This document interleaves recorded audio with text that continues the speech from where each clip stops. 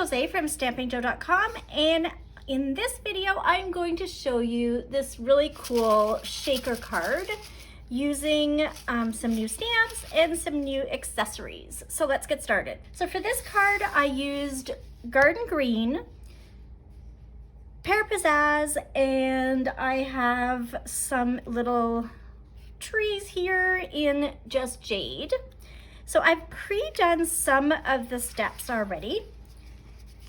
So let's see, we're gonna start with our basic white cardstock, and I'm using the classic Cloche stamp set. So that's this one here. So you can see there's lots of different stamps. It is a 3-step stamping. So you can see, you can do the outline and then color it with this bolder stamp and then color it even more with this. So you just use 3 different colors. Same thing with the birds. You can actually stamp and color in one step, and that will do the branches. So it's a really, really cool stamp set. It has this dome-like shape, which is the cloche part, and then the little topper. Now, the cool thing about this is it goes with the Stampin' Cut and Emboss dies. So this one here is the Cloche dies. You can get it as a set with this stamp set, and that gives you a discount. And it has lots of little trees, some branches, the birds, and some other little details. The cool thing though is that there's another stamp set in the book that it coordinates with. So this is in our main catalog, and it's the Sweets and Treats. I'll be using this one for a different card because I think it's super cool. But this piece here will go with the die that is in this die that coordinates with this. So really cool how Stampin' Up! Has different projects and products that go together. We're going to take the dome one, and I'm using the Memento ink. So this is the basic black ink that I use pretty much on every card. And because it's a little bigger, I just use the ink to stamp instead of stamping it the other way. Now it doesn't really matter where on your basic white you're going to stamp it. Just give it a nice even pressure and back up. And then we're going to take the little trees. Now you can see with the dies that there's lots of tiny little trees, bigger trees, and I've already pre-cut them with my Stampin' Cut and Emboss, just to make things go a little faster. So here are the little trees that I cut out. Now this one here, check this out. It is so cool. Can you see how shiny and shimmery those are? So this is part of our celebration sale. So this is actually the, I'm bad with names, so I'm gonna read them. The Bedazzling 6x6 specialty paper. And you can get this free with a $60 Canadian order in the month of September. So this is our last month for celebration. But check out how shimmery and beautiful this paper is. The other thing that you can do with this paper if you want it colored is you can use one of our Stampin' Spritzers, add some rubbing alcohol in it with a couple of drops of re-inker depending on how dark you want it, and you can actually spritz it and it'll color it whatever color you want. So that's another cool thing that you can do. So I'm using my Tombow liquid glue, multi-purpose liquid glue, and we're just going to glue those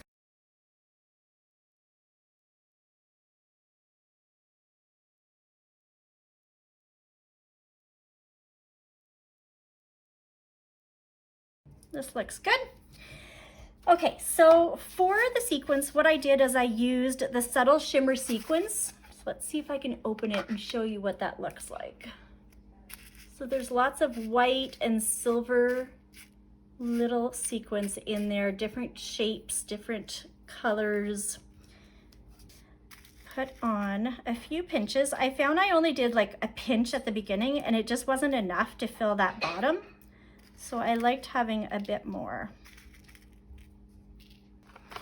So I'm going to use one of our Cloche Shaker Domes. These come as a pack of 10, so you can make lots of fun little cards.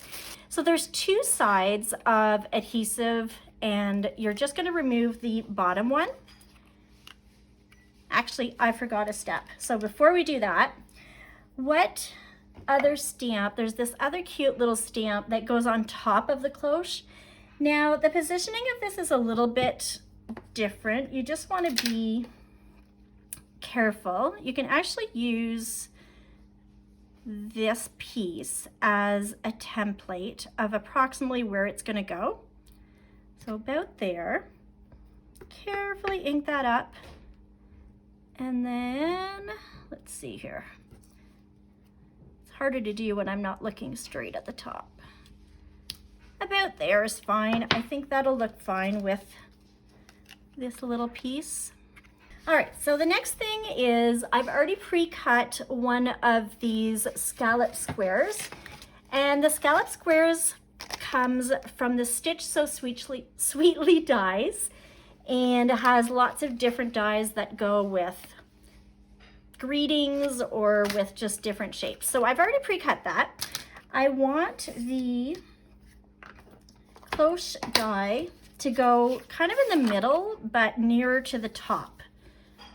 I've already put some washi tape on here. I use washi tape a lot actually to position the dies before I put them through my cut and emboss. So about there is gonna be good. Okay, so I'm just pulling in the Stampin' Cut and Emboss. This is a newer machine to Stampin' Up. And the good thing is it tells you exactly the sandwiches to make. So you're looking at, right now we're doing a thin die. So you'll see it's a 1, 2, 3. So this is a 1, so you put that first. 2 is this one, so we're gonna put that next, okay? And then there's 2 3s that go in between that die. The 3s are the clear plates. You can see mine has been well loved. So we're going to take this and I'm just gonna place it right there and then put my other number 3 right on top and just run that through. And I actually find, you know that we had another die cut machine before. I actually find this one way easier to use. All right, so now we've got the cutout. This paper comes from one of the celebration papers that you can get for free. So they're 12 by 12. It's called Peaceful Prints, and it has lots of really cool designs. So I use this one here, okay, but you can see that there's some really nice little reindeers. And the cool thing about all the paper from Stampin' Up! Is they always have 2 different patterns. So if you don't like one side, you're likely to like the other. But look at all these really fun papers that you can use on different cards.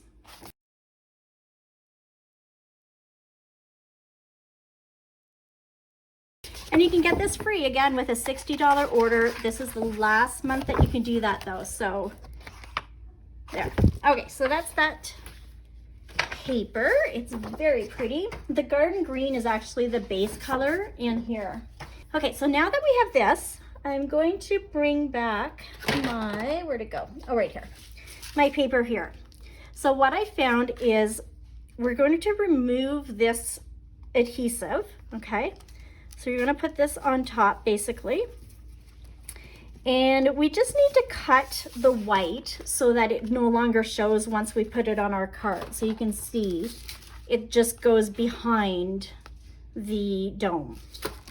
Okay, so the other part that I found, you can kind of see how the die, or sorry, the, what is this called again? The dome, sorry, sticks out a little bit. So I actually just took my paper snips and just trimmed the corner of both of those, and then went ahead and cut. It doesn't have to be pretty because you're never going to see it. Once it's cut, you can see if it fits proper. I think I still have too much on the sides. There, I think that's about right. Okay, so we're going to push that out of the way. Now that that's there, you can actually take the corner of your paper snips. That's the cool part of that, them being so sharp, is I use them all the time to pick up stuff. and to pull off adhesive. So I took off the cover from here, and I'm just going to press it into the dome so that it's all glued down.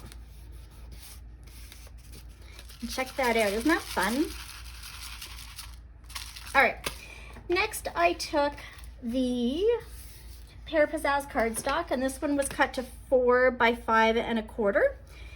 And I used the Tasteful Textile embossing folder, sorry. And I pulled in my garden green card base. And this is cut to 5 1/2 by 8 1/2. I'm going to use my bone folder, if I can find it. Oh, there it is. Use your fingernails to match up your quarters, and then take that bone folder, just give it a really nice crease. We're going to go back in with our liquid glue. Let's see which side do I want to use. I think I want to use that side. So I'm going to put my liquid glue here.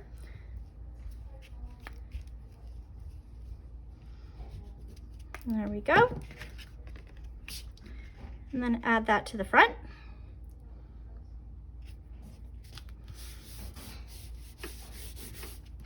Okay, and then we're going to take this piece here and add that on top.